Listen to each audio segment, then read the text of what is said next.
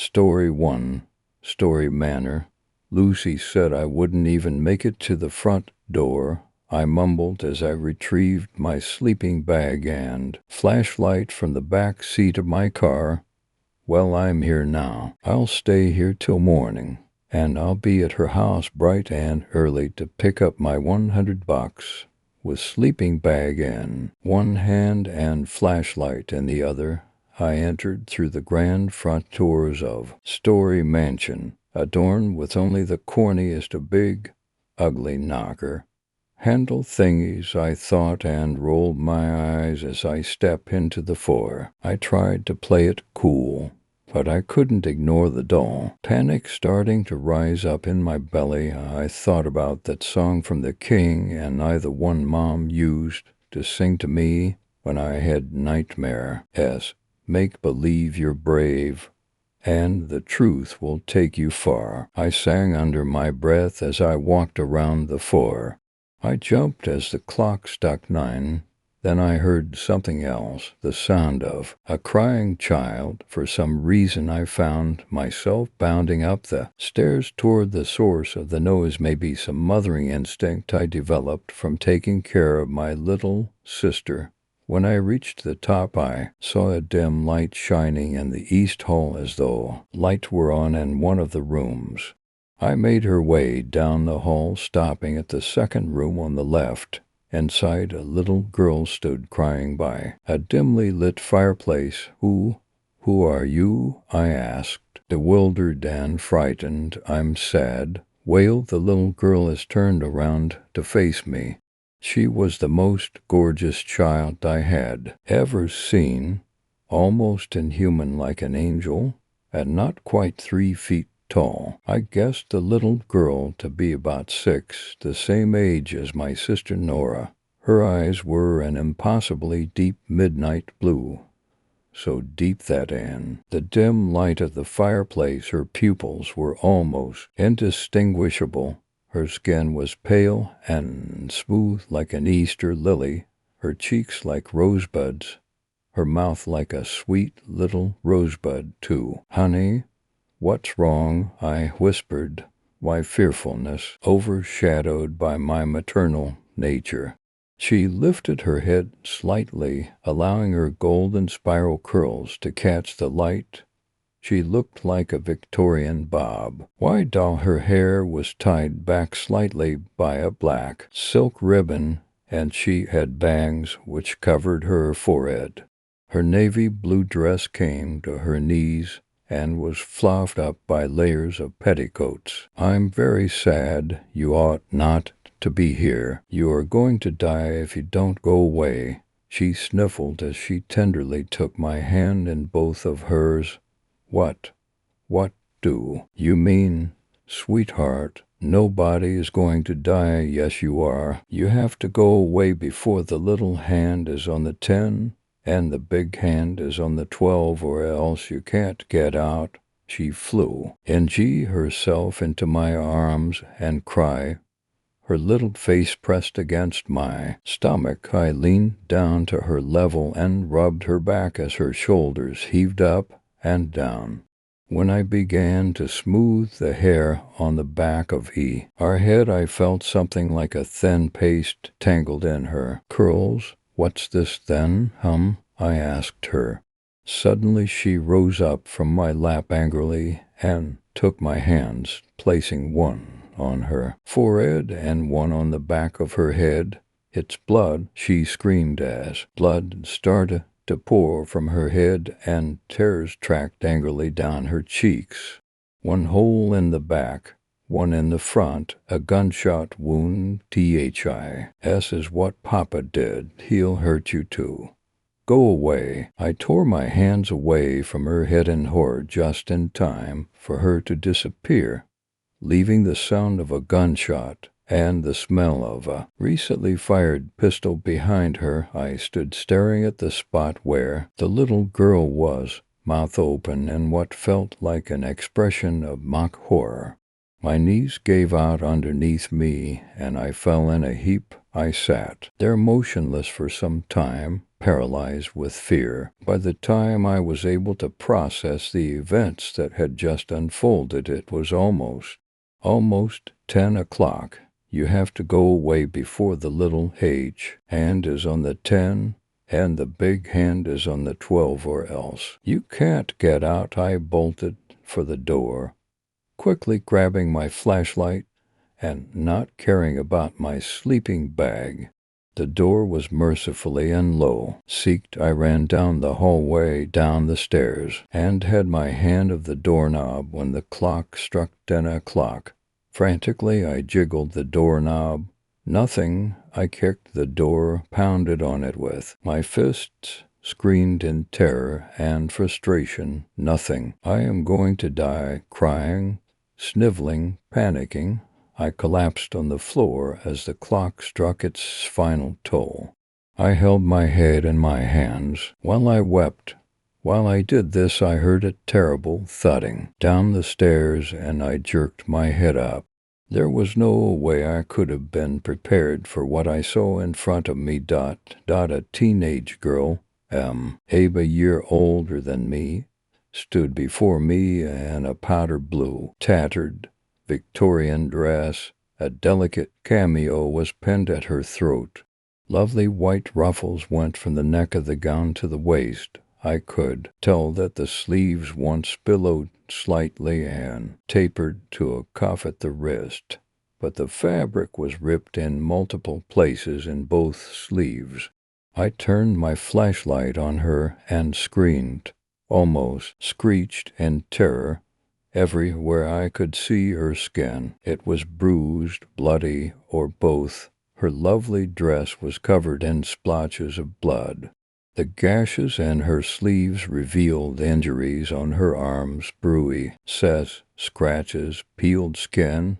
But worse, far worse than any of that, was her neck. Her head was cocked to the side as though in a cartoonish look of confusion, but it was clear that it couldn't be lifted up. Her neck was broken. She gazed at me with deep brown eyes set in a porcelain white face that was covered in gashes and bruises.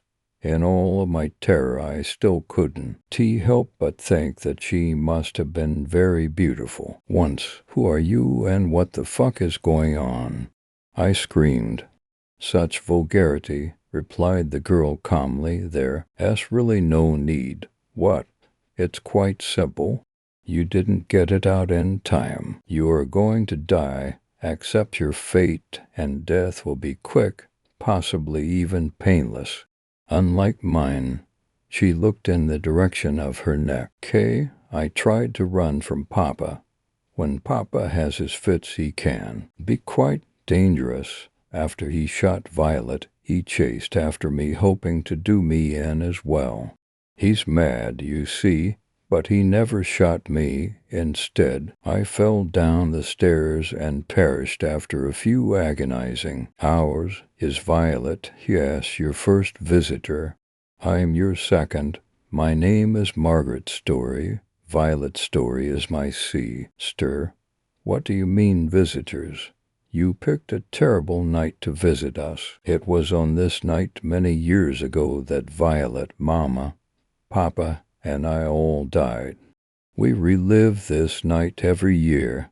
Now that you're here, Pap won't let you go. He thinks that you must die, too." "So what? You're ghosts, then you're already dead.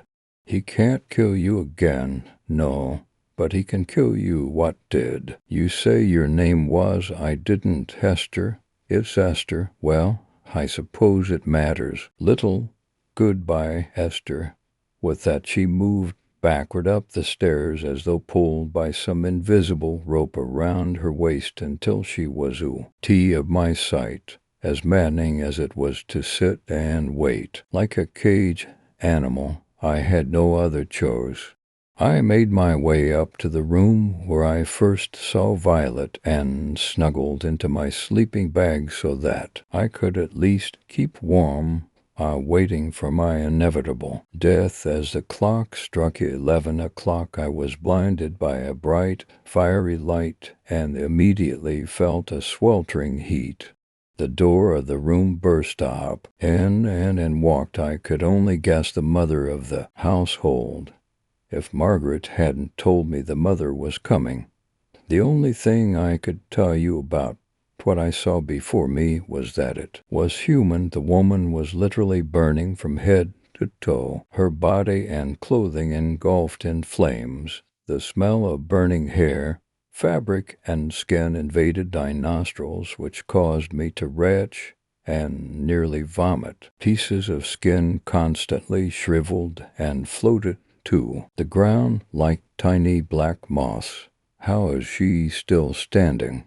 I thought incredulously, and as I did, the fire began rapidly dying down until the Oman was glowing like a piece of coal, and she was no longer covered in flame. "Don't come near me," I screeched as she stepped toward me. "Oh, darling, I don't mean to hurt you," she said, as though hurt by the idea that I was afraid of her. What happened to you?" I managed. "I passed away after Margaret did. Caleb, my husband, was intent on my destruction. I couldn't tell you why. I'm sure Peggy explained it to you." I nodded stupidly. How could this woman be so calm while smoldering like a dying ember? She seemed to sense my thoughts as she continued, "I'm a ghost. TAR, I feel no pain. As a matter of fact, I didn't feel as much pain as you would think when I died. You see, I was running away from Caleb as fast as I could. But I am so very clumsy, I tripped on the dining room chair, bringing down the linens, candles, and an open bottle of wine from supper. He came rushing in after me, but then he just stood in the doorway, staring. My screams were less from pain than they were from the agony of watching my husband, watching me die. A tear drizzled down her cheek, causing a hiss of steam to rise. "What can I do to get out of here?" I asked. "Kid, gravely, darling, I'm afraid that you can't.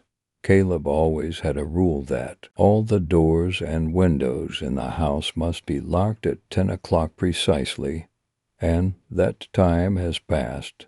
Can't I break open a window? Our windows are all barred, dear."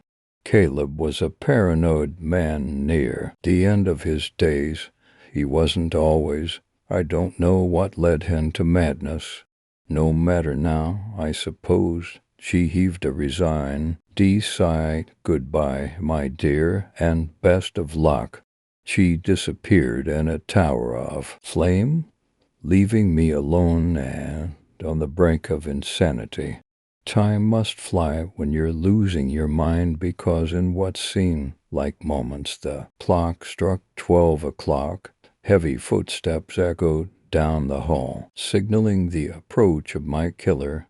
Caleb Story, the madman of Story Manor. He threw open the door so forcefully that it slammed into the wall. "I really am going to die, ... He stood an imposing 6'4", so tall I had to duck under the door frame designed for the typical Victorian man, who would have been less than 6 feet tall. His messily tousled hair was chestnut brown like Margaret's. Scratches covered his pale face. A trickle of blood issued from the corner of his mouth and gathered in his short beard. He carried a pistol in one hand and a bottle of laudanum wine in the other, the sort of wine that causes hallucinations. I looked directly into his eyes for a fleeting second because I couldn't look any longer. They were deep midnight blue, just like violets. "Please, please don't kill me, sir. Please, I'm sorry for what? Don't bother sniveling and groveling. Demon, I already killed your unholy kin, which came in the guise of my family. I will happily send you back to hell where you belong. His gravelly voice sent a jolt of terror through my heart that nearly stopped it. I wish it had. I'm not a demon, you're hallucinating. I'm hallucinating, this isn't real, all of it, I cried. It is very real indeed. He took a swig from his bottle. Too real, he raised his pistol. Oh, Jesus, help me, our Father who art in heaven. I rambled. The last thing I remember is the look of surprise that crossed his face as he shot me in the heart. Story 2. The Boy. I love my son. I truly do.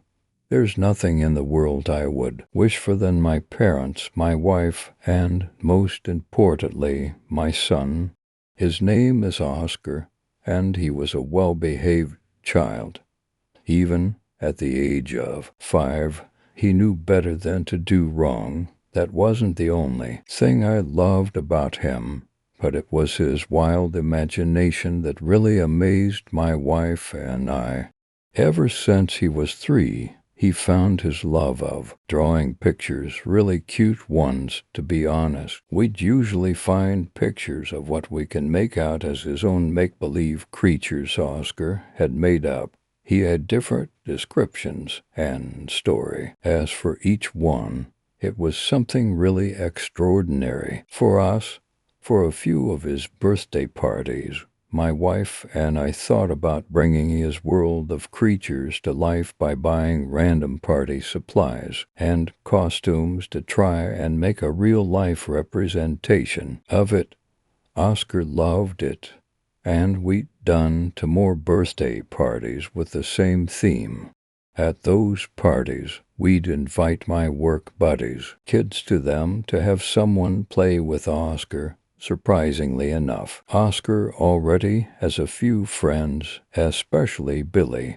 Billy Hill was the son of one of the best guys I work with at my job as a car manufacturer, Sean Hill. Sean had a huge interest in heavy metal music, which is why he sometimes listens to music from his favorite bands while he worked. Just something to put out there. His son, Billy, had picked up the interest in music that shouted at you. Basically the only music Billy and Sean would listen to. Like father, like son, right? Billy and Oscar's relationship was something special. Or Sean and I, even my wife, was glad our son had found his first new best friend. When Sean usually came over to our house, he'd bring Billy with him. He only wanted to come over to play with Oscar. Sean and my wife and I would usually talk about what was going on in our lives, mostly about work. Billy and Oscar would be in Oscar's bedroom, either drawing pictures together or just playing with whatever toys they both got out. All of that, however, had stopped about a year later on Oscar's 5th birthday. My son wanted another monster fantasy theme birthday party, so we'd gave him one. After the cake and presents were given, Oscar continued playing with Billy outside. I started putting the leftover cake and ice cream away, and I heard the back door open, followed by small footsteps, looking over to Billy, walking into the kitchen where I was towards me, and he had a strange look on his face. Billy had that expression where he was about to scream or cry or something like that. Either way, it had me worried. "There's a man outside," Billy said, a quiet and shaky tone coming out of his mouth. I immediately run to the window to look out at Oscar, and, surprisingly, there was a man out there, standing in front of him. The man wore a dusty trench coat and leather work gloves on, probably some homeless man or a drug addict. He stood in front of Oscar, who didn't look afraid at all. No, I know what I saw. He was smiling up at him. Oscar's lips didn't move at all. He was just looking up at the man with the dimpled grin spread across his face. I run out the door with a broom in my hands the only thing I had thought of grabbing in an instant. "Get the hell away from my son," I shouted at the man, who turned to look at me. He immediately ran around the other side of our house, and in an instant he was gone. I looked over to Oscar, who was only confused. "Oscar, are you okay? Did that man hurt or touch you anywhere?" I asked him, staring at him in the eyes, not taking my eyes off him. Oscar only stuttered, as if he couldn't get a reply out, but he did. "I'm fine, Daddy." He liked my picture.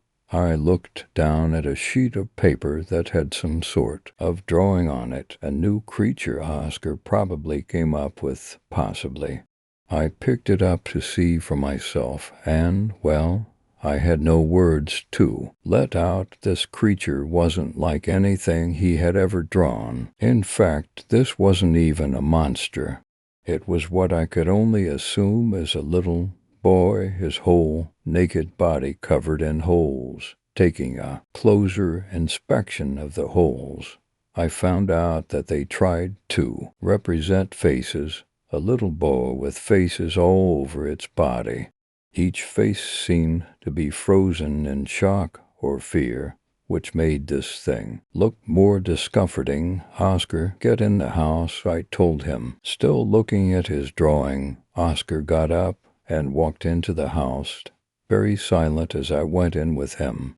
I had talked with my wife about what had happened outside right after, about that man trying to approach Oscar and what Oscar drew. She wasn't that concerned about the picture, for that she thought it was normal for a child to draw something strange like a bow with faces all over its body. What concerned her was that he was left alone with a man that could have been a pedophile or a murderer of some sort, and that it was my fault I wasn't out there with him. Now, I remember at the time that I was in the house to put ice cream and cake away, but just the thought of what could have happened to Oscar had scared me the most. That night before Oscar's bedtime, our wife and I had talked with Oscar about what happened.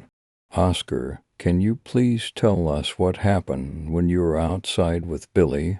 I asked him, who was drawing a new picture of his usual made-up creatures this time. "Am I in trouble, Daddy?" Oscar replied, looking up at us. "No, sweetie, you did nothing wrong. We just want to know what happened when you were outside with Billy," my wife said, reaching over to hold Oscar's left hand. "Me and Billy were playing, and then I saw the man walking up to us. Billy ran away, and he was talking to me. He's really nice," Oscar said, his other hand sketching all over the paper. "Did the man say anything to you?" my wife asked him, stroking his small hand with a thumb. "He said that he wished he had a kid, and that he wanted one like that," Oscar replied, pointing to the sketch I held in my hands. My wife and I looked at each other. Then the picture that Oscar drew. We both looked back at Oscar, who's still scribbling some features on his new monster. It was night time, almost midnight, when I woke up with Oscar standing at the side of the bed with tears dripping down his cheeks. I was able to fully comprehend what I was seeing as I sat up and comforted him in my arms. Oscar's crying now softened into quiet whimpers. "Oscar, is anything okay?" I asked him. "Did you have another nightmare?"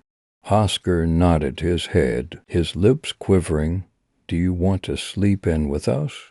Oscar nodded again, sniffing as he calmed down and climbed into our bed, covering himself up. As he did so, I tried to go back to sleep, but I felt Oscar tap my shoulder. I turned over to look back at him. He was still wide awake. "Yeah, buddy," I asked him quietly, "can I tell you what I dreamed about?" Oscar asked me, "All right, sure, you know my best friend, Billy?" "No, my other best friend in my picture, O.H." Yeah, I felt a bit unnerved just thinking about it. He was trying to save me. Save you from what, Oscar? That man. I immediately knew who he was talking about. He took Billy away from me, and he told me he Washington. As that coming back, I jolted up, looking down at Oscar, who was already asleep. Those last words that came out of his mouth had my heart drop. It wasn't just what he said, but what I thought of when he said it. The man that approached Oscar out in the backyard. If he really was going to kidnap Oscar or Billy, that would have been a horrible thought. I tried to go back to sleep, but it still repeated in my mind, still preventing me from closing my eyes, thinking that the man would appear in the bedroom and take Oscar away. About an hour, I was able to fall asleep, and on that night, I had the same nightmare as Oscar. I remembered it taking place at the birthday party. Everything was normal. The kids were playing around, eating cake and ice cream. Everything didn't seem out of the ordinary, or so I thought. I was looking at Oscar, who was drawing pictures with Billy. Then I turned back to the crowd of kids, and I saw it. Oscar's best friend, the boy, faces all over its body, except in reality, looked a lot more twisted. A naked boy who appeared to have the same hair as Billy had faces of many other children stitched all around his body, looking like something Ed Gein would create. He only stared at me, slowly walking up to me as I could only stare at him. "Call the police, mister. The man already took me and the others, and he made himself a child. We'll never grow up to be grown-ups like you did ever again. The man lives in the forest behind your house in a small shed. He's also going to take Oscar too, and you might never see him again. Keep him safe. So wake up now," the boy said, his voice sounding exactly like Billy's. I only stood there, unable to think of what to do next. Wake up now, that was. When I woke up and called the police and told them everything about the man who apparently lived in a forest that was in our neighborhood. A few minutes later, I had gotten some text from Sean, many text messages to be exact. Each of them were either "Call the police, my son is missing," or "I can't find Billy." My wife and Oscar woke up as I walked out of the bedroom to the front door. The police had arrived. They followed me from behind as they both wondered what was going on. I ignored them, trying to listen to what the police officers at the door had to say. They were able to find and capture the man who supposedly was in the forest and lived in a small shed that they found. He didn't have a name, information unknown so far to them, but unfortunately was true. He did kidnap a few children, including Billy Hill, like what Oscar and the thing said. The man made himself a child, but the man had admitted that he always wanted a child to raise and take care of. He once had a wife, but every time they tried to have a baby, every child was miscarried. The man moved out of the house and ran away for that reason, and kidnapped as much kids as he lost the same amount of unborn lives. He mostly wanted a boy. That must have been the reason why Billy had to be the kid to stitch the faces onto. But it still doesn't answer why he had to be the one. My wife took Oscar into his bedroom where he was able to fall asleep, hoping he wouldn't come out to listen to the truth. Sean was also able to come over, really upset about the current events that are happening. He couldn't stop crying, his hands covering his face as he wept loudly, being comforted by my wife, who were sitting on the couch.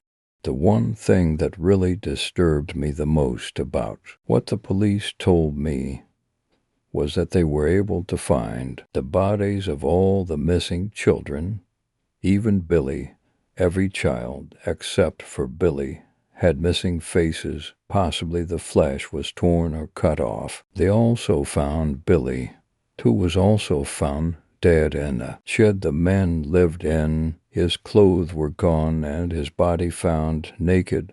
All of the children's faces were stitched onto the body, described exactly like the one in my dream and in Oscar's picture. Story 3. Missing time. Why I was a boy, I used to live in this little town outside Casa Grande, Arizona. Well, when I say small town, Watar, that I actually mean is 5 houses in the middle of nowhere in the desert with a water tower and a separate generator that ran the electricity for everyone. The houses on either side of mine were owned by and parents on my mom's side and an uncle on my mom's side. The 2 other houses across from us were owned by friends of our family who didn't want to live in town and wanted to be off the G. As kids back then, we didn't have electronics or video games like the kids of today do. We didn't even have a television. What we did have was an open, empty desert.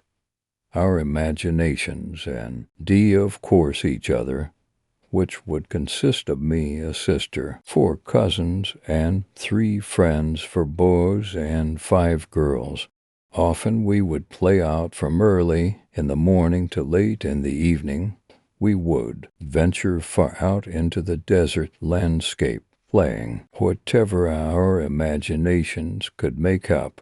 Back then we didn't have to worry about anyone trying to kidnap us or hurt us in any way. We got to be kids. Nothing out of the ordinary went on for many years. We were out there. All that changed when I was 14 years old. One summer night, 3 of my cousins and I were out in the desert, not too far from the houses. We had started a small bonfire and were sitting around late into the evening talking and telling stories. As the night wore on, each one of my cousins tired and went back to their homes. Sometimes a friend would come and sit a while, but by 11 in the evening it was just I sitting there watching the embers die out. As I was about to get up and call it I noticed something strange glowing in the sky. It was a bright light that was just stationary in the sky. At first, it appeared to be a little bright or far away. There were no stars out that night, as the clouds had settled in, reminding us that the monsoon was near, so this light stood out. I do not know why even to this day, but for some reason I started walking towards it. Maybe I was curious, maybe I felt like it was calling me. Either way, I started to walk towards it. After walking a few yards, I stopped and looked at the time on my light-up wristwatch. It was 11:15 p.m. I looked at the orb to see that it had gotten bigger, or more precisely, gotten closer. I watched as it started to move around. At first, it was small movements, like it was swaying, then it started to move really fast as if it was being spun around on a string.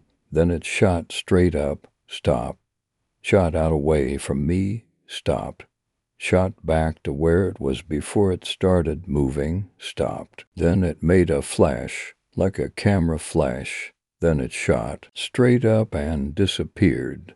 Now, from my point of view, this all happened in a matter of seconds. It was really quick. I looked back at my watch. It was 2:27 a.m. I stood there confused. Why was it so late? that much time couldn't have passed. I looked back at where the embers were. They were out.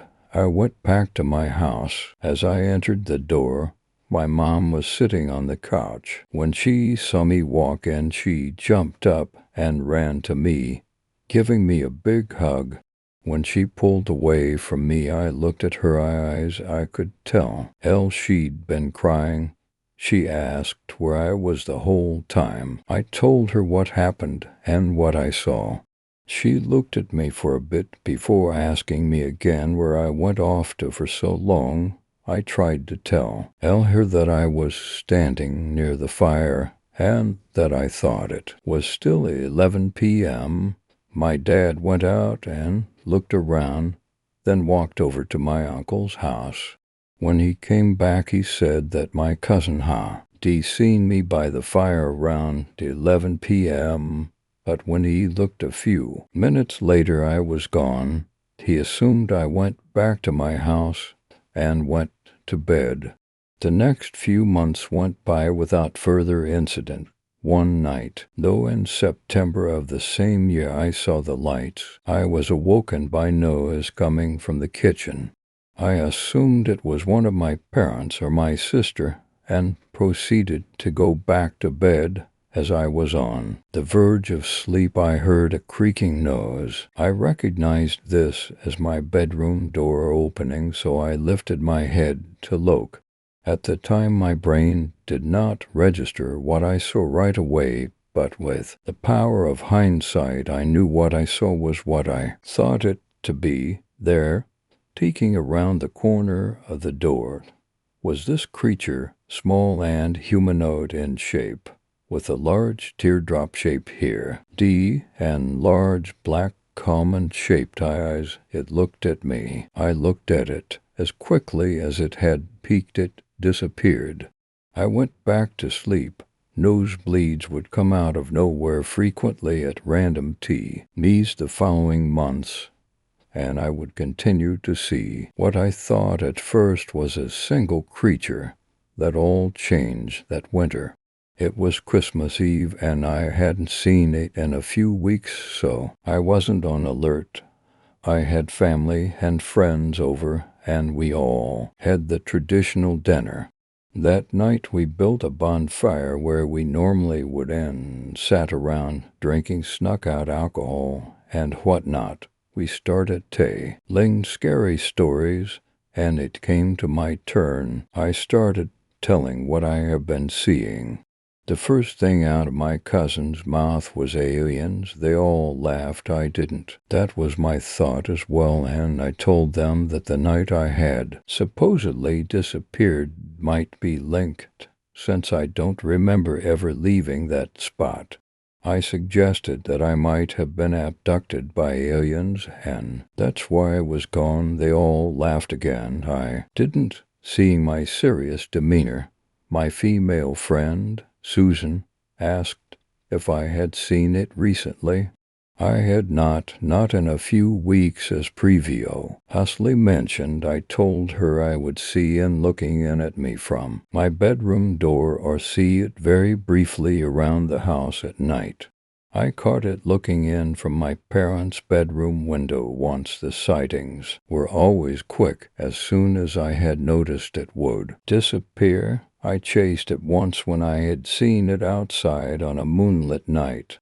It was peeking around the side of the house, so I quickly ran to it. When I got there, it was gone. The side of the house is bare of any sort of debris or anything it could hide behind. It simply vanished.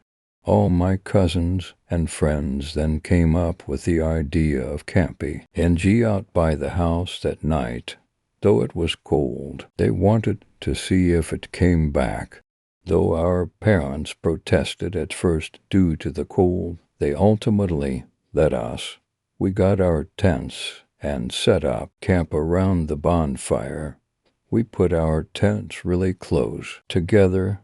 We stayed up late into the night until it was just Susan and I that were left awake.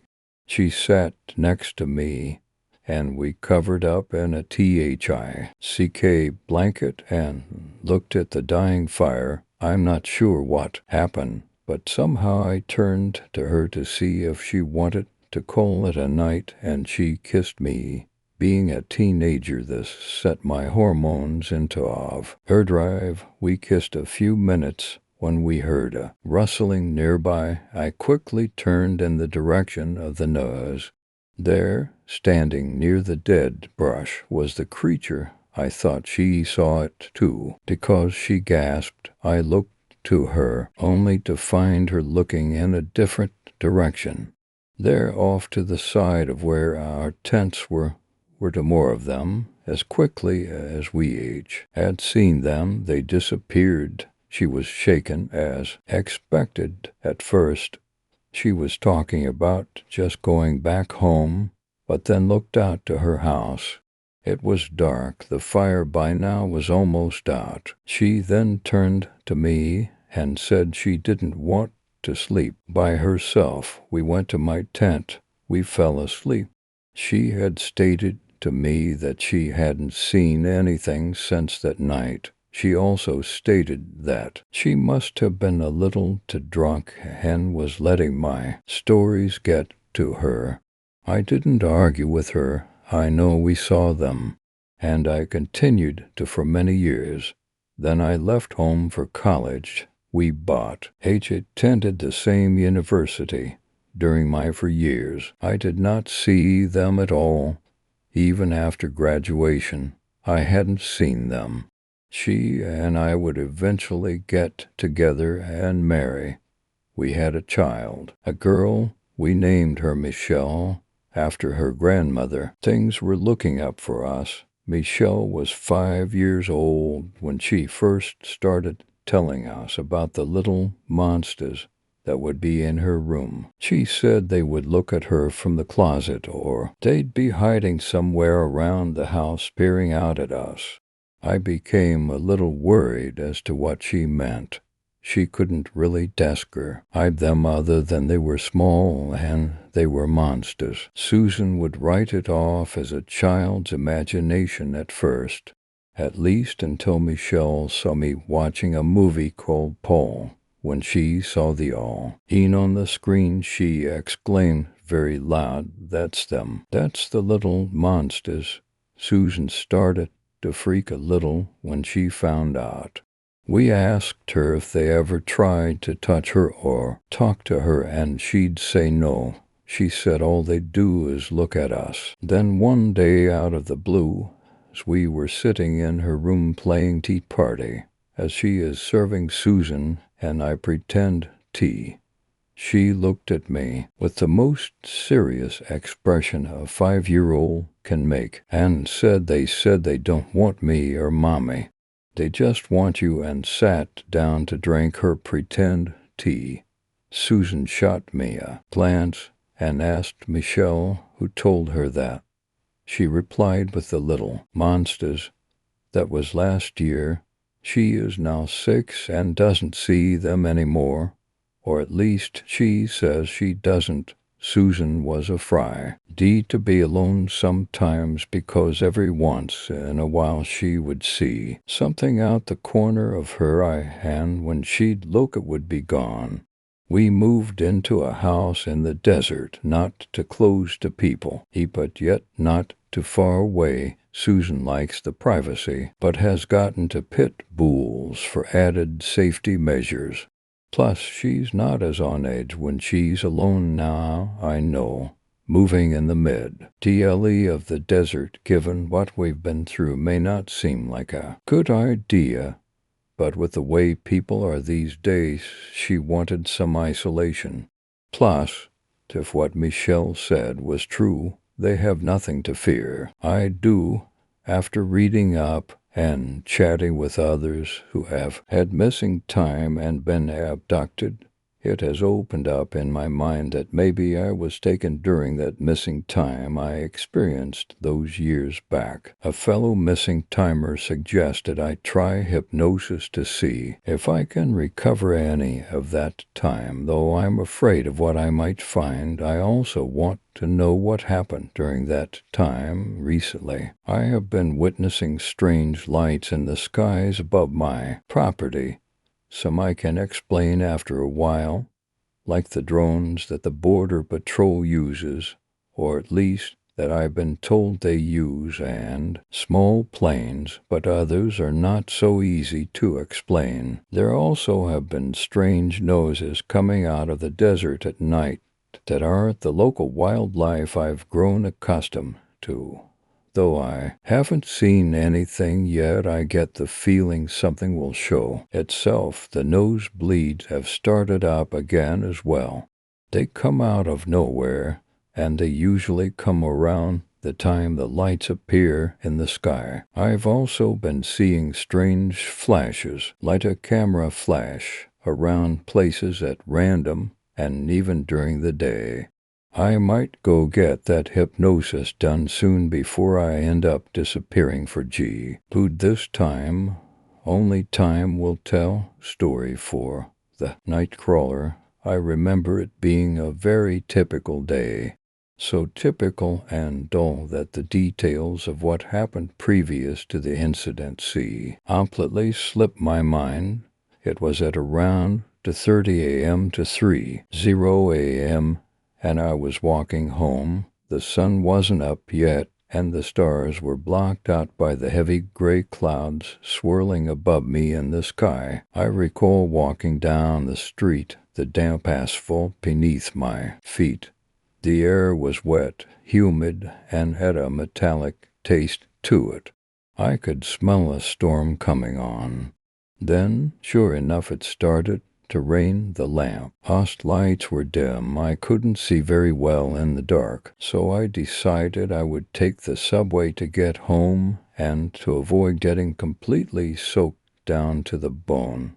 As I walked that early morning, no one. The occasional car passed by every 5 minutes or so, but other than that it was lifeless. Who would be out in such weather at such a time anyway? No one but me, the foolish young woman had so happened to pick a night job, of course. As I went down the stairway to the underground metro station that was the nearest, I noticed it was deserted. I felt out of place and slightly disturbed in a way. The long white tiled hall that led to the main underground area was empty. Nothing but echoes and a certain humming to accompany my footsteps could be heard. I paid for a ticket at the booth and went through the machine to go sit on an empty bench near the tracks. I waited patiently in silence. There were no trains there. Worst of all, there were absolutely no other people there besides myself. Never had I felt so alone in my entire life. The neon lights on the walls flickered in the big empty space. I could see small insects flying and bumping into them multiple times. Ignorantly, I crossed my ankles and bit my lip, staring up at the many pipes sticking out of the ceiling above. I waited for one of the trains to come by, any of them, any at all, but none ever did. It had been so long that I'd lost count of the minutes. After a while, something caught my eye. A small blinking red light at the other end of the station. I got up and walked over to it, narrowing my glare, attempting to find out what it indicated. After getting a bit closer, I noticed it stated that the station was closed due to repairs. I thought, why not lock the entrances? Then would have saved me a lot of wasted time, but that's when I remembered that there were no doors to lock. The area was open to the public at all times. Also, the machines work, so it didn't seem to be closed. Anyone could have just come in and make the same mistake I'd made, but I didn't see anyone else, so I felt a bit embarrassed. I sighed and told myself that walking in the rain would have to do, turning on my heels and heading for the exit. Once again, as I was leaving, I heard a sudden booming sound before seeing nothing but darkness. The shock of the moment got to me and I jumped. head up a bit, clutching at my chest with one hand. I was startled and confused as to what was going on. I widened my eyes and noticed the lights had been turned off. Could there have been an automatic switch that flipped off at a certain preset time? In any case, this wasn't very practical. Not one bit. I took a deep breath, knowing I would have to find a way out somehow. I teased, just one of those challenges life faces you with to see if you can manage. You just have to get out of it. It's like a test in a way. I called out hello once or twice, but was left without an answer. So I finally decided to get a move on and head out of there. But there were tracks nearby, and I didn't want to fall in by mistake wandering around blindly in the dark. I thought about this for a little while before deciding to get on all fours and feel where I was with my hands so I wouldn't fall or bump into anything. I started crawling around the dusty ground. I searched for a wall, desperate to try and reach a light switch of some sort. In that one moment that felt like an eternity, I literally felt like I was nowhere. Like I wasn't even part of the world I knew anymore. It was all so surreal, the feeling wasn't quite right. I couldn't see, of course, so I focused on listening to what was around me to get an idea on where I was. There was a constant dripping, myself breathing quite loudly in panic, metal pipes creaking, and the blinking red light in the distance. Those were the things I noticed the most. I wanted to be back in my warmly lit apartment, telling myself that I had made it and everything was okay. But sadly, you have to get through the problematic situation before that. Imagining being out of there made things even worse in a sense, because I really didn't even really feel like I would ever get out of there. I felt trapped and lost in an unknown place. My hands intensively scanned the floor, practically sweeping it clean. My fingers then felt a hard wall in front of me. I couldn't help but exhale quietly in relief. I spread my arms widely on the rough surface to find a switch. Sadly, there was nothing of sort. They must have kept the switches in a control room or something. I hit the wall with my fist in anger and major disappointment. That's when the strangest thing happened. A few seconds after my pun, CH was heard. Another one sounded through the station, a bit louder than mine had been. I stood dead in my tracks and took a gulp before hesitantly turning around. I couldn't see anything but the little red blinking light. It was the only thing still on, proving to me that I'd not lost my vision. I figured it must have been an echo from my punch or something and ignored it, shaking my head. I walked along the wall quickly to try and find a door to some place other than where I was. There was sure to be a switch in a storage closet. So I followed the wall, tapping it every second to make sure I was still walking straight. That's when my knees hit something hard, probably a bench. I decided to sit down for a bit and calm down. There was nothing else to do, and I didn't know what to think anymore. Must have been about 3:45 a.m. by now. I tried to comfort myself, thinking that the sun only came up in a little while. But then I realized I was underground, so I wouldn't even be able to see its light from where I was. That thought was a total letdown. I sat there for a bit wondering what I would do, which would be the best course of action to take. I thought about it for a few seconds before a certain feeling tugged at my throat. It was as though I was being watched, quite closely, too. I was too afraid to move or even breathe. I hadn't thought about it, but what if something really was down here with me in the dark? I held my breath, and looked around, still unable to see anything but the little blinking light. I couldn't hear anything but the regular ear-s of the place. Other than that, everything seemed pretty quiet, but the feeling wouldn't leave me alone. If anything, it was growing stronger by the second I looked to my left at the edge of my seat, leaning forward. The bench on my side was all shaky from my trembling. Then I realized it was strange that the other side of the bench wasn't. So I slowly looked to my right. That's when I saw it. There is no other way for me to describe it than horrific, and that isn't even close to pinpointing it well enough. It's one of those things to take your breath away, and not in a good way or make your heart stop beating right the second you lock eyes with it.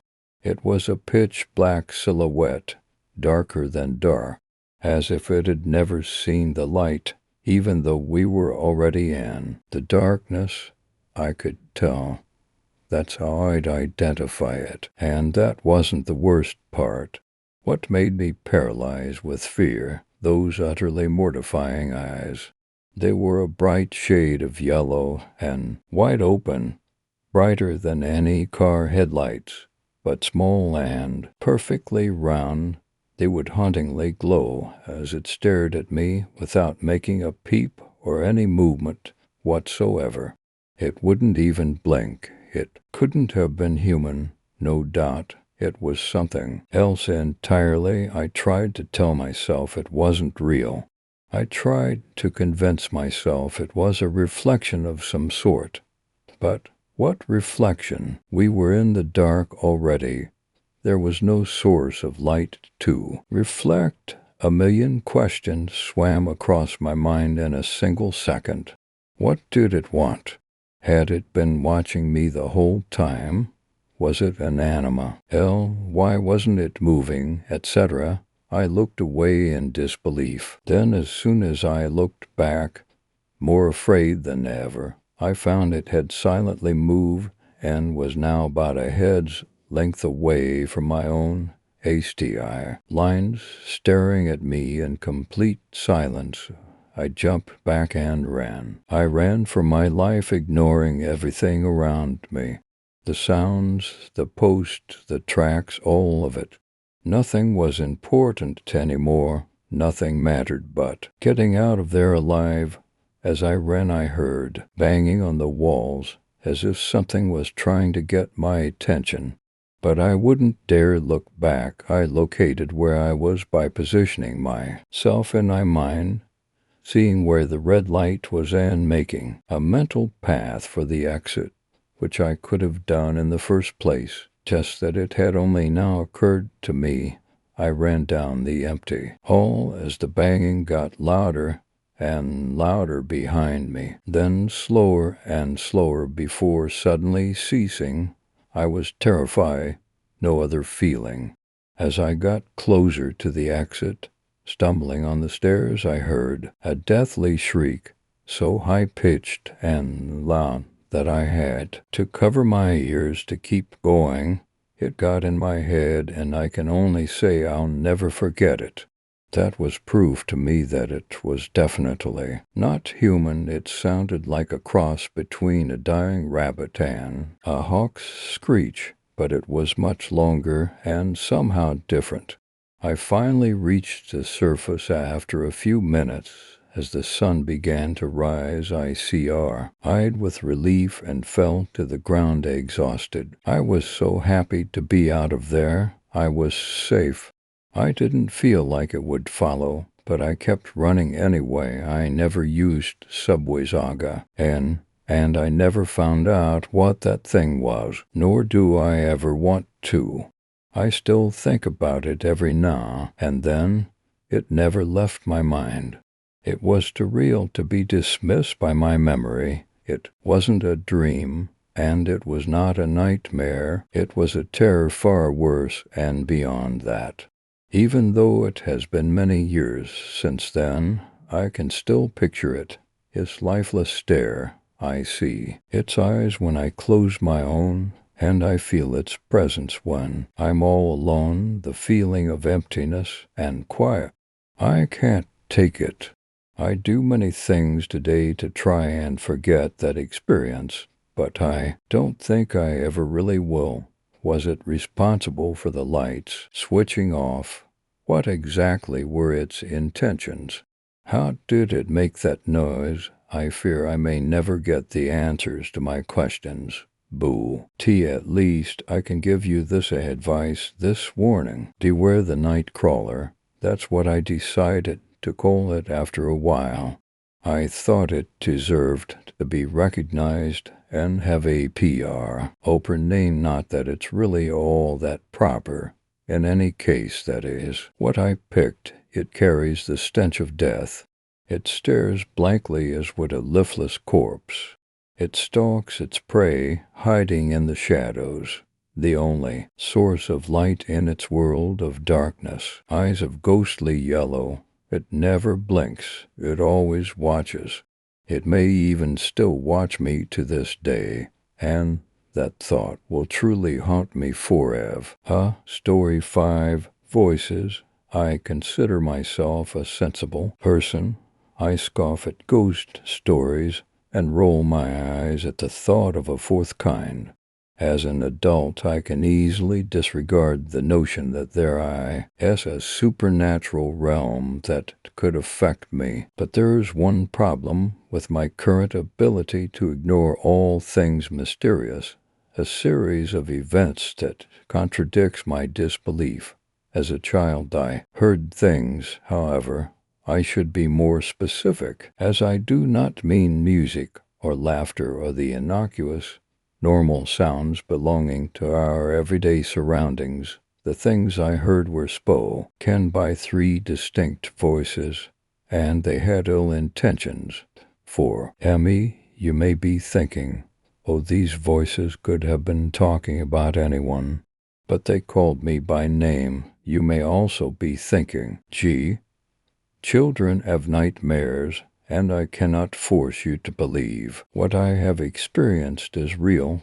All I can do is share with you in the hopes that the telling of this story will provide me with some relief. The most vivid recollection I have of the voices is actually the first time I heard them.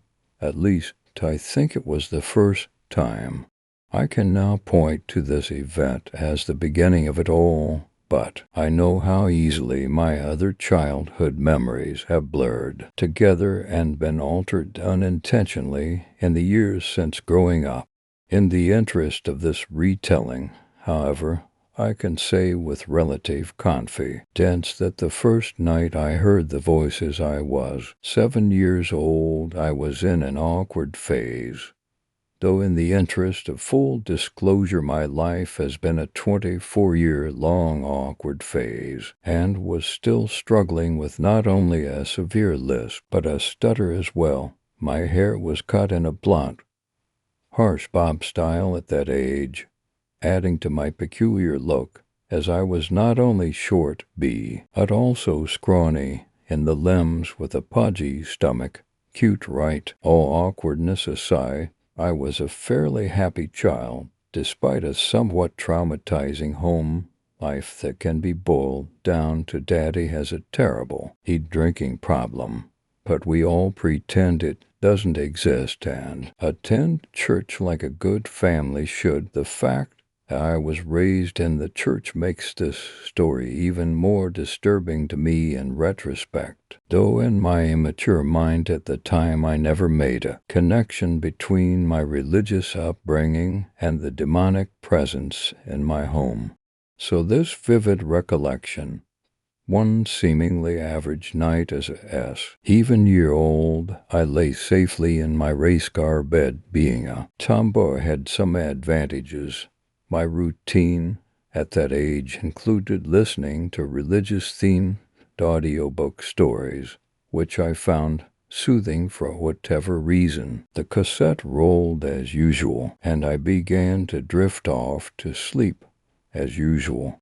But that night I was awoken by the voices from beneath my room. Let me clarify something. My bed was positioned next to an archaic air vent, under which was the first floor of the house.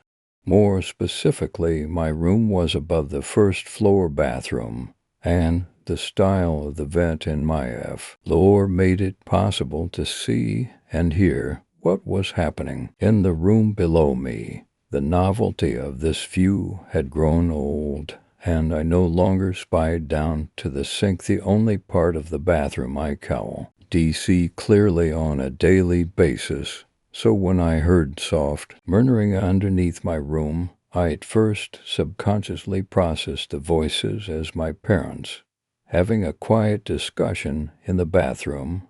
I continued to drift. I remember that I suddenly realized that there were more than two voices. Though my brother and sister were born by that time, neither was old enough to speak in a clearly distinguishable voice. The drifting stopped. I sat up in confusion. I would like to tell you that I panicked immediately and because alarmed, but that just isn't how it happened. I was only perplexed, as I knew there were only two adults in my home, and there were three adult-toned voices conversing beneath me.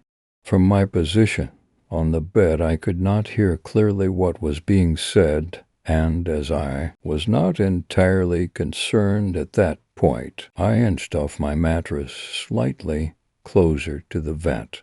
I could not see down through the metal slats, as the lights in my room and the bathroom below were off, but I could certainly hear more clearly. The following is my best possible recollection of what was said. I do not claim to remember word for word, and the phrases were spoken softly, so I had trouble understanding exactly what was being said.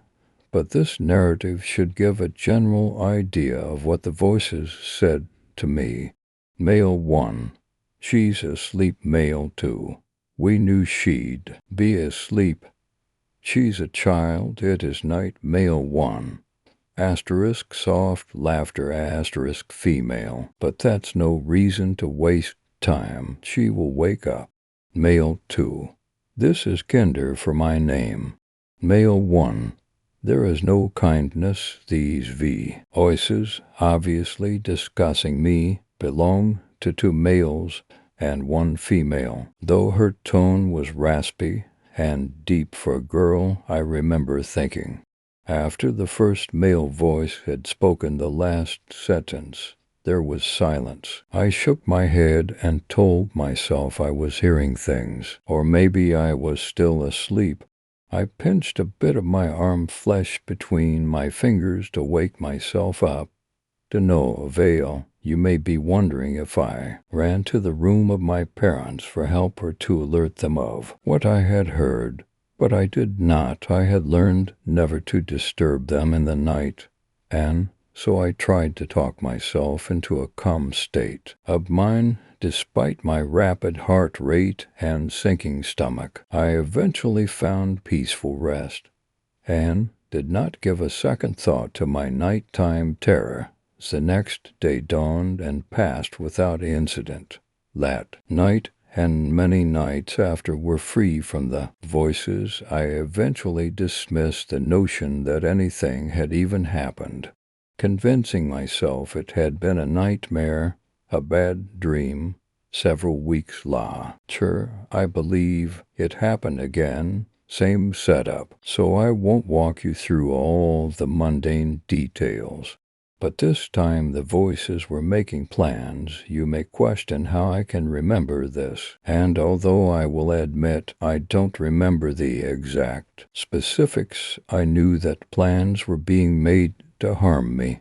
After this second occurrence of hearing the voices, they came more often, having started to formulate their plans more concretely. At that point, the plans seemed to change in nature, and I heard things ranging from burning me repeatedly, to kidnapping me, to torturing me for information about some unknown secret. It seemed to me that they did not care what the plan was, only that I was harmed. At this point, it seems logical to you as readers that I should have disclosed my nighttime experiences to my parents, but I think I was still trying to convince myself that I was in the wrong. I was imagining these voices, and no one would believe me if I did not even believe myself. So I kept quiet and continued to listen to them. I got to know them almost as if they were friends. Thinking back, I realized that I was a lonely child with few friends and a lack of love or nurturing in my home. I felt somewhat comforted by their presence. After a while, the terror turned to familiarity. Sure, these voices had bad ideas about me and wanted to inflict pain on me, but you said my name, they knew where I was, they kept coming back. One male voice, the first I had heard, was cold, decisive. He knew what needed to be done. Though the plan kept changing, he always had new and more extreme ideas. He never used my name. The second male voice seemed to have mercy. He would always mention that I needed to be asleep before they could do anything in order to make it as painless as possible. He used my name regularly. She was malicious, graphic, and brutal. She wanted to harm me the most. She used my name occasionally, but with an edge in her voice that made me feel like my name was a dirty word. After a while, I wish I could tell you how long. What my memories of time periods are vague and inaccurate. I started to try to stay awake for as long as I could in order to catch more of their conversations. They would repeat the plans, uttering the same phrases multiple times, almost as if they were trying to bore me into sleep. But I also somehow knew that they didn't know I was awake. I began to think that staying awake was the only way I could prevent terrible things from happening to me. I would sit up in bed on the edge of my mattress, legs dangling over the side, and listen to stories to keep myself awake. I would occasionally drift off to the sound of the voices, which had become almost as soothing as they were terrifying. But on nights when I could manage to stay awake until dawn, I would trudge through my day following the night of vigilant sleeplessness, proud of my ability to beat voices, even though nothing happened to me when I did fall asleep for any length of time. Part of my brain told me that awake equated to safety and sleep to death. Nights without sleep passed. The voice has changed their plans. I struggled to stay awake in school. It became routine as listening to my audiobooks on cassette. You may be wondering another thing. You may be very curious readers. Why didn't I turn on the lights in the bathroom before bed so I could look down into the room and see whom the voices belonged to? I tried that. I would turn the light on, and one of my parents would flick it off before bedtime. I also tried sneaking downstairs and turning it on after they'd gone to bed. By the time I would reach my room and try to peer down through the rusting slats of the air vent, the light would be off again, making me wonder if I had turned it off at all. I began to feel like I was part of a twisted game that forced me to ask myself questions. Would I fall asleep?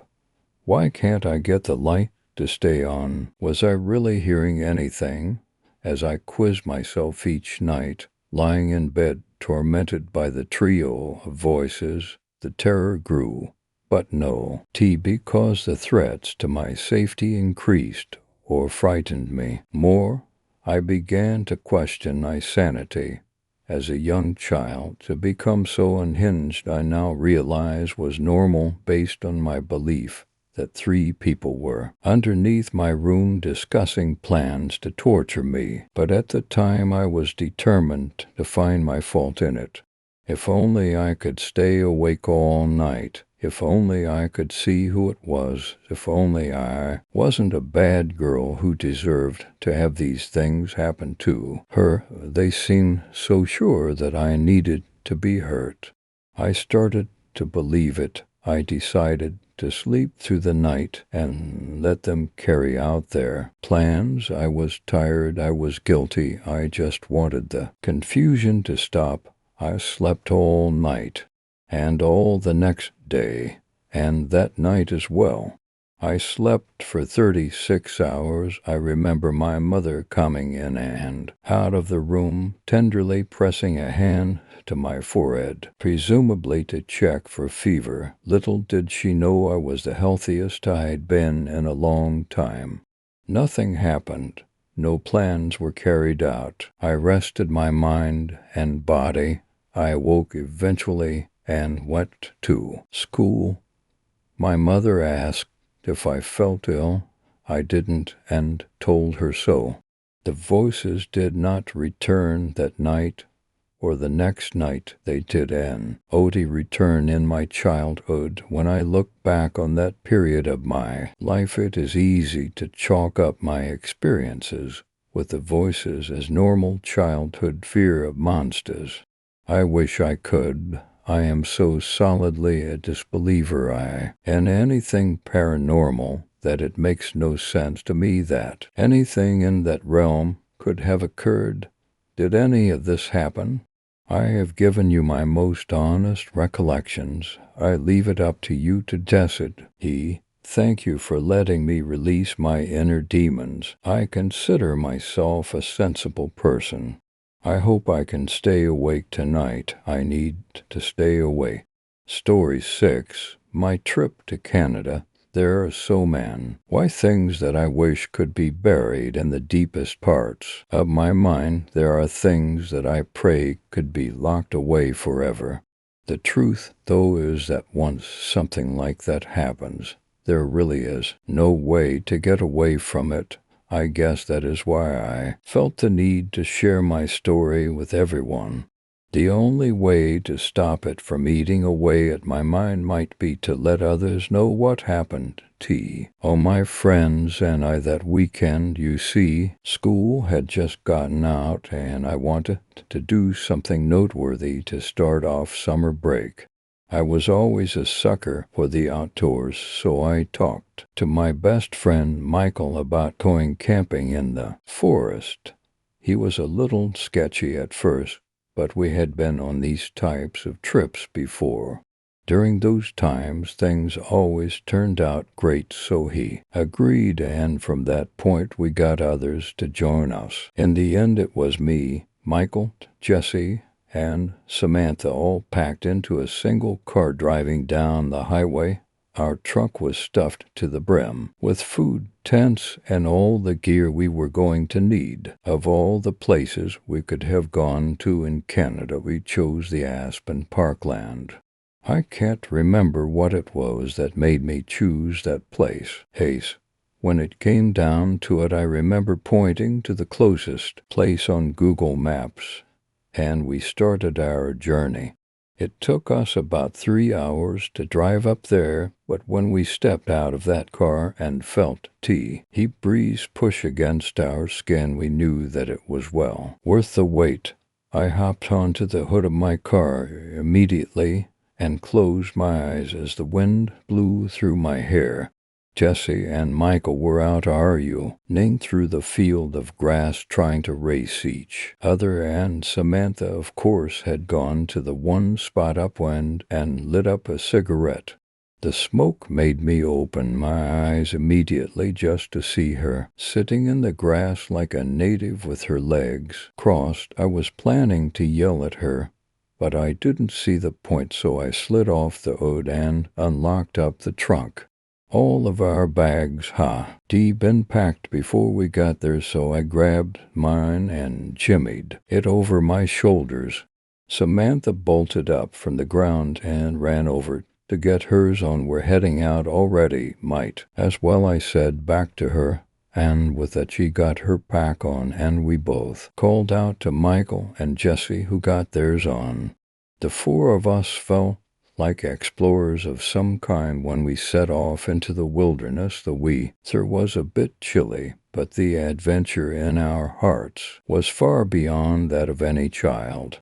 Maybe that is pulling threads a little too thin, but I am just being honest with the way I felt.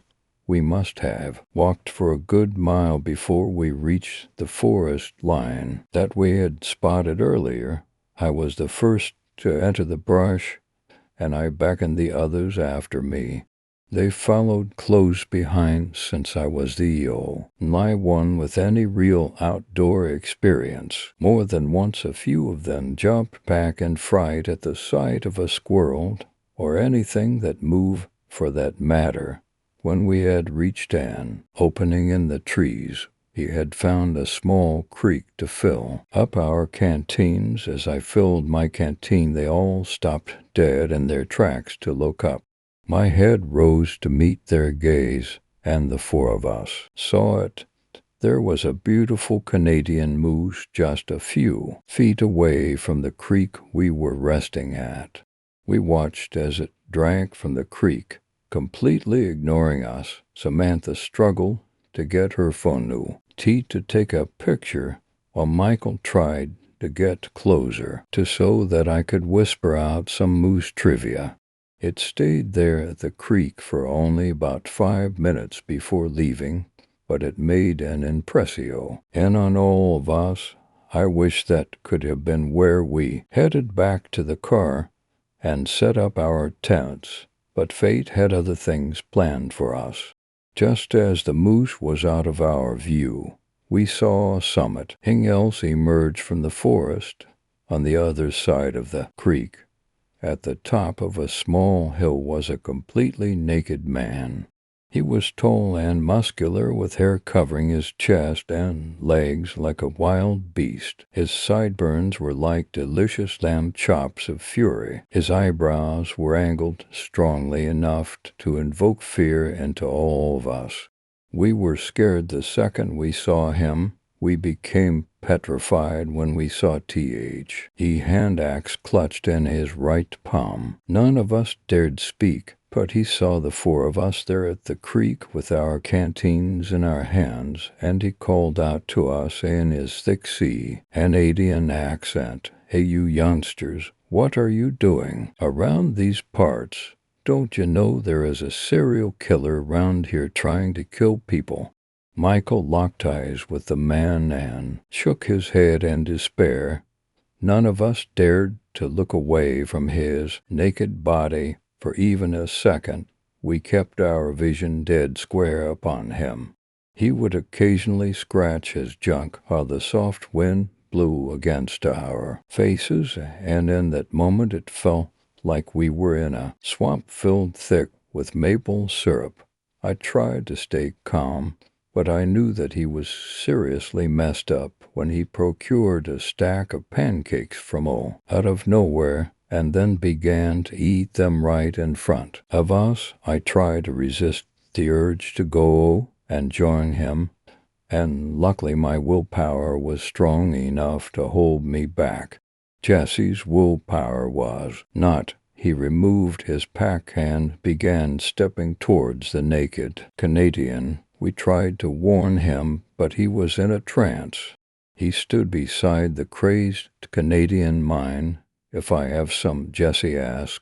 The Canadian raised his knife and brought it down into the stack of pancakes, cutting them dead in half and then handing the other half to Jesse. "Sure thing, I have as much as you like. I got plenty. Why with me?" Just when we thought the horror was over, the Canadian lowered his hands again and pulled up several more plates loaded with pancakes. I tried to be polite about it when he offered them to me. "No, thank you, sir. I'm not very hungry." But every time I rejected his offers, I felt a knot tie inside my heart. I knew the polite thing to do would be to accept the pancakes, but doing so would mean my doom. It was already happening to Jesse. The Canadian man was talking to him and making him feel nice and at home. But I could never trust a fully nude man since the incident at summer camp. Maybe a semi-nude man, but definitely not a completely naked one. So there Jesse and the man sat right at the top of the ridge by the creek. The two of them sat there eating those light pancakes with sweet, sticky syrup topping, and it made the rest of us water at the mouth. But our pre-assumptions were broken, and we learned how bitter the syrup could be. The Canadian stood up after finishing his plate of pancakes, and he pulled out a large pot once again. I have no idea where he was getting these things. He lifted the pot above his head, and we could see steam rising through the top. Before we could warn him, we watched as boiling hot syrup was poured all over his body. Jesse screamed out so loudly that it seemed his mouth was about to break. So, right about that my hand slipped, those words swept through us like fire, and we knew he was still the sadistic and polite Canadian we had known him to be. But what could we do? He apologized, and because of that it would be rude if we ran away, and so we stood still and gave him some common courtesy, Jesse included. I was shocked to find that although Jesse was in agonizing pain, he stood still and tried to finish the pancakes. There was not much else he could do in the presence of such a polite man. I took my eyes off of him for 1 second and found him again with his hand upon his knife and his knife inside of Mike. Mike's body twitched with the blade deep in his belly and uttered out the words, "W." Why, the Canadian smiled and placed one hand against the back of his head and said, "Geez, I just seem to be a klutz today. Sorry about all that. Didn't mean to stab you.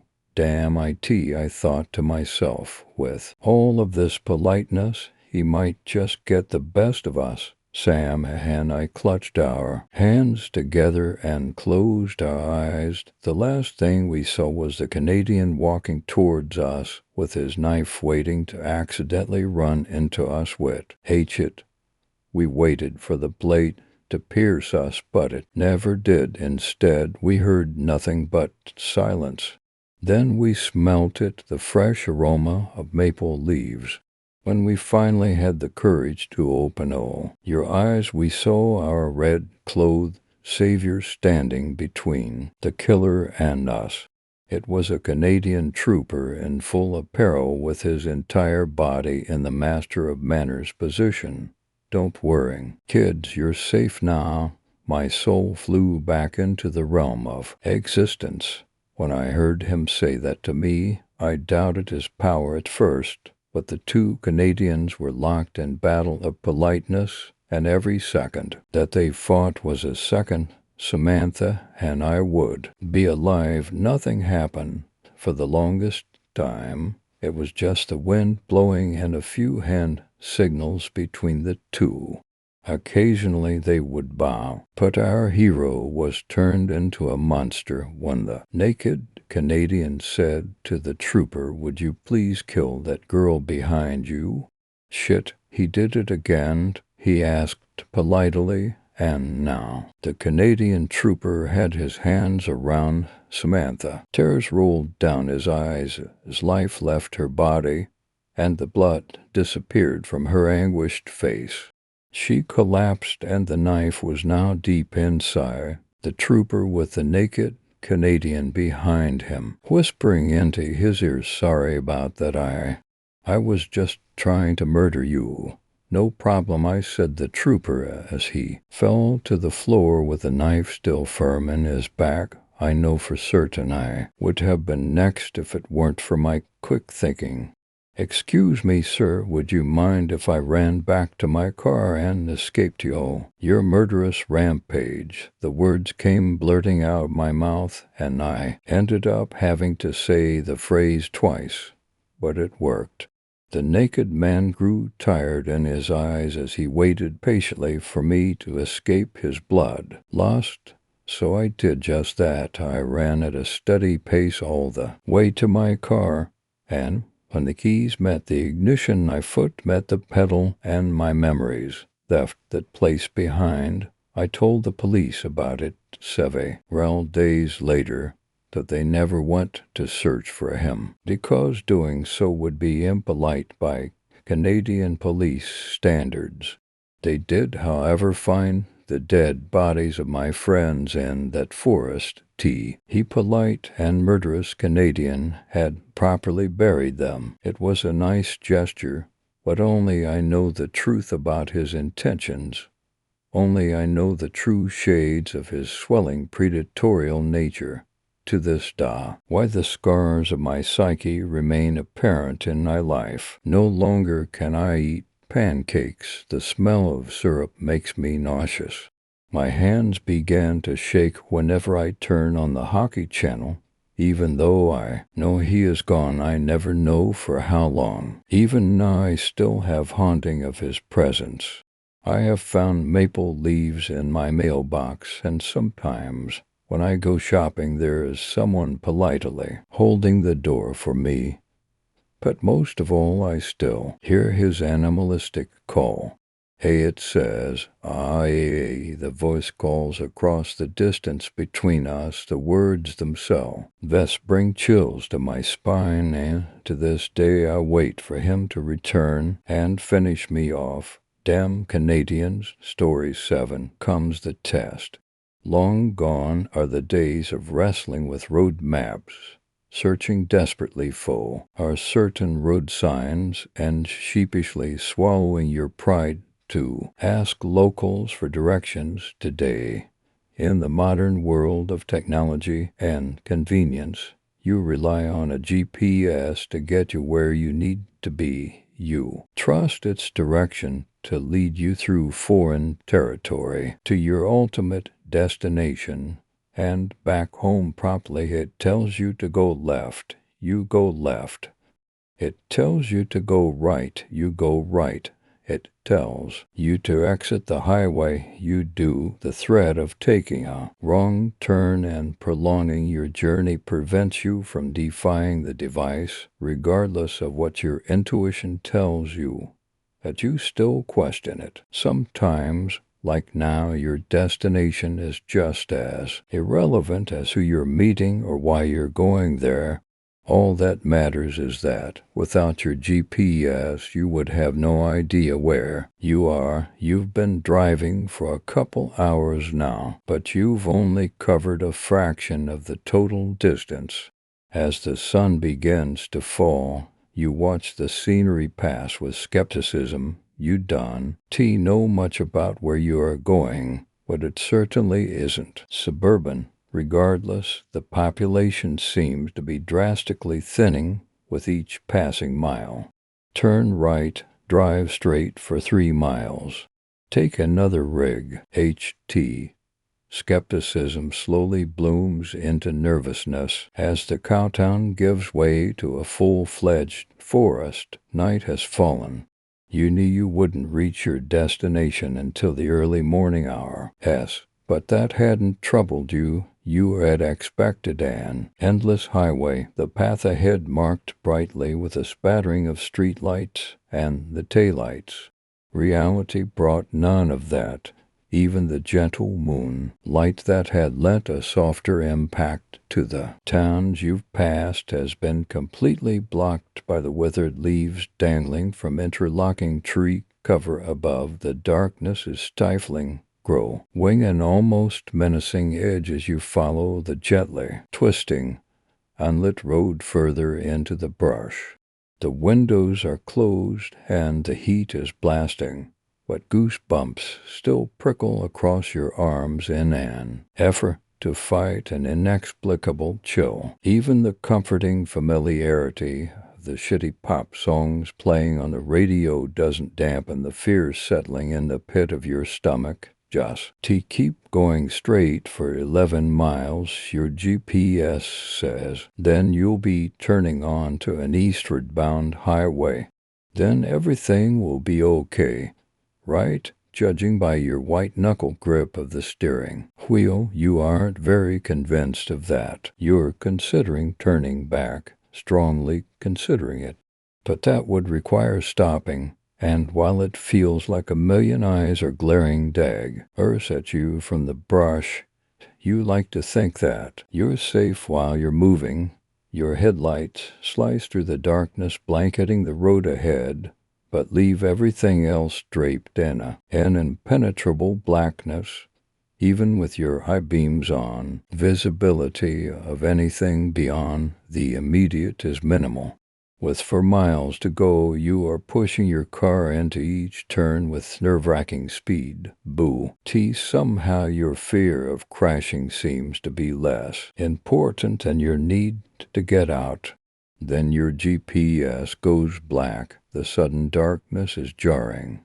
Your eyes fly to the device, dearly hoping had it lost its signal. Why would it go black? Or was turned off by whom? Or it just needed to be plugged in. Who unplugged it?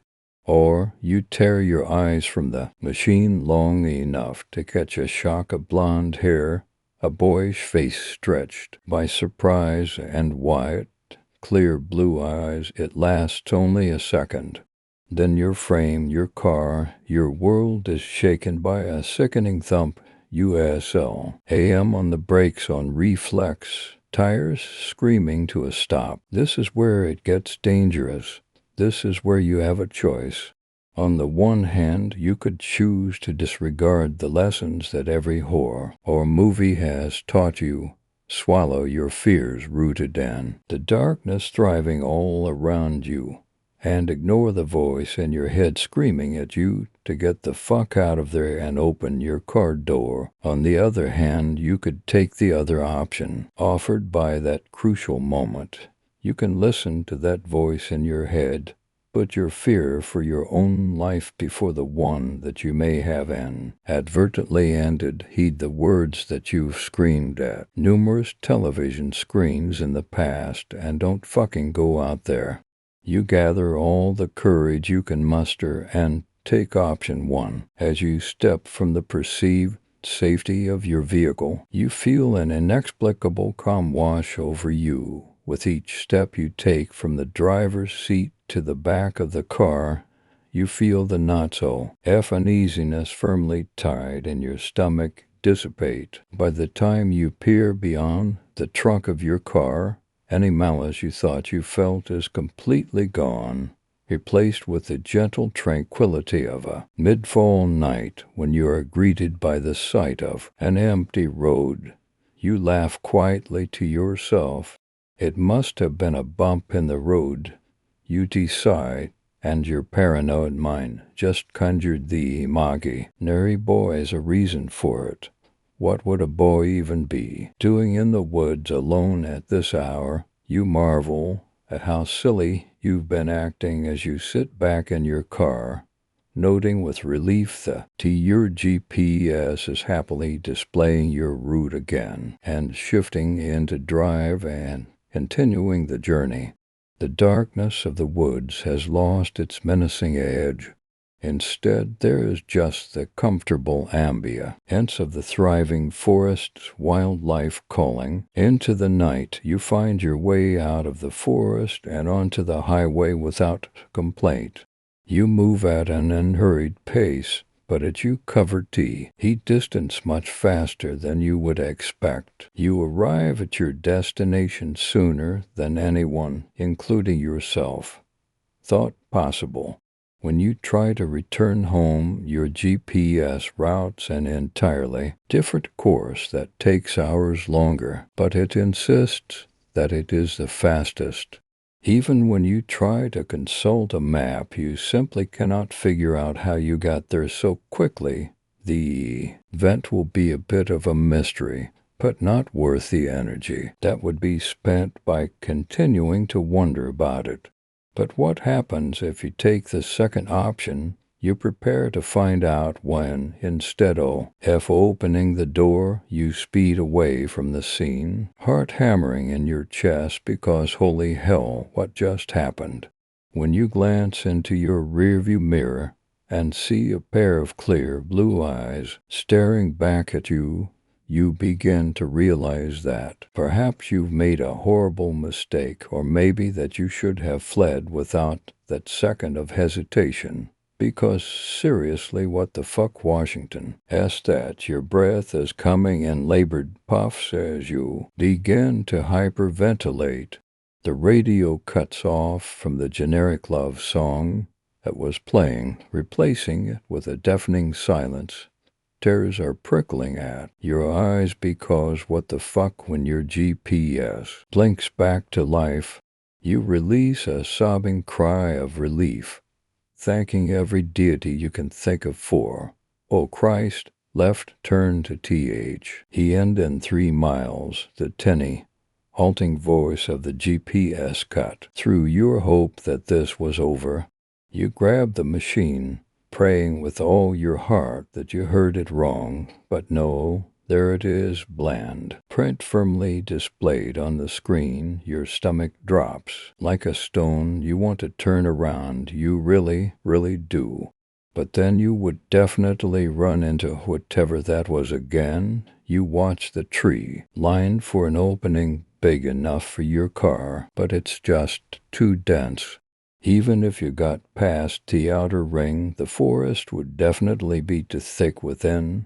Driving straight ahead is why our only option, and you hate it.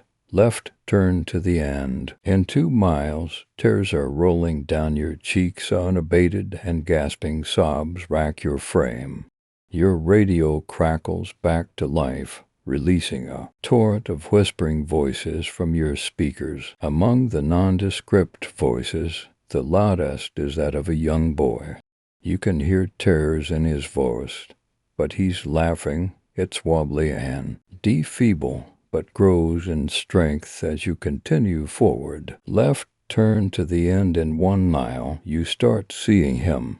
You barely catch a glimpse of him each time, nearly hidden amongst a brush as he is. Every couple of seconds you're frantically darting. Eyes will fall upon his clear blue ones as he watches you from the trees. It's the boy you hit the first time you spotted him. Hasty stared at you, completely expressionless and ordinary. You know you've stopped breathing, but you've forgotten how to start again. Each time you see him, he's a step closer to the road, and his face is slowly contorting into a manic grin. Bile rises in your throat, forcing your lungs back to work with a gagging cough of an exhale. The laughter from your speakers is deafening. He's in the road now. He just stands there, appearing closer to the middle each time.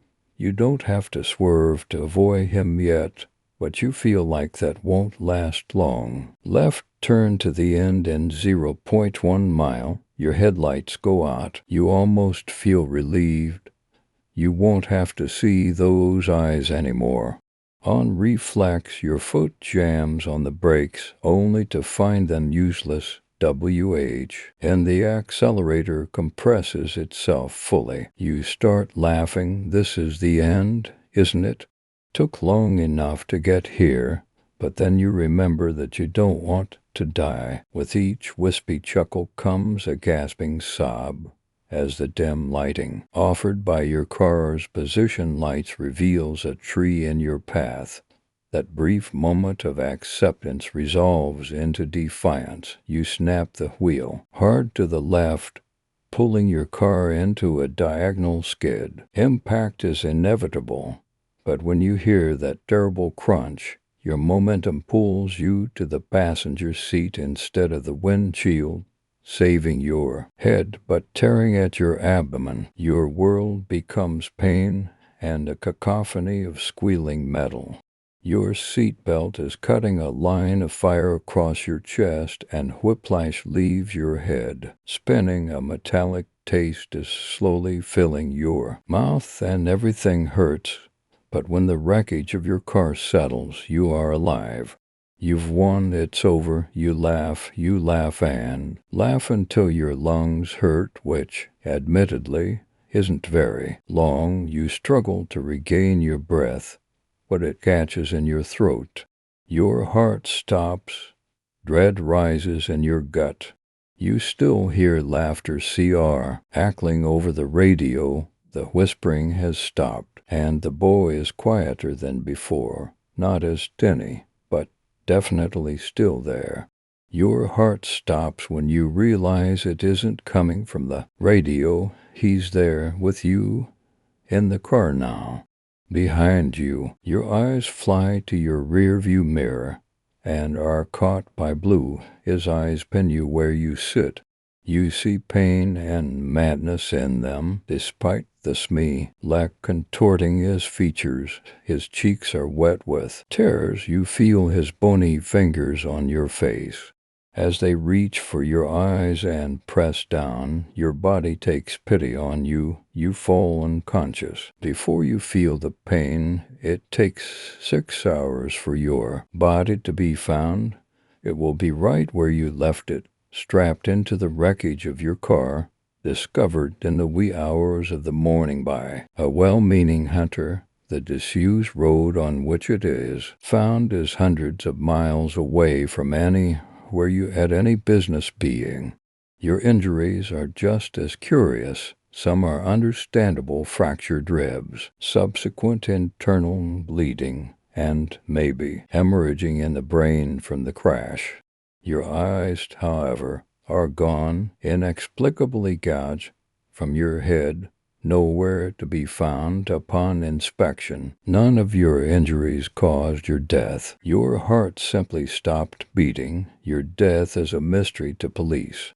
They treat it as a possible homicide, but ultimately it gets tossed into a cold case bin the report does take note of. Something strange, though, from when you are first discovered until the lead detective shouts for someone to shut the infernal thing off, your GPS is on. Caught repeating the same phrase over and over, you have arrived.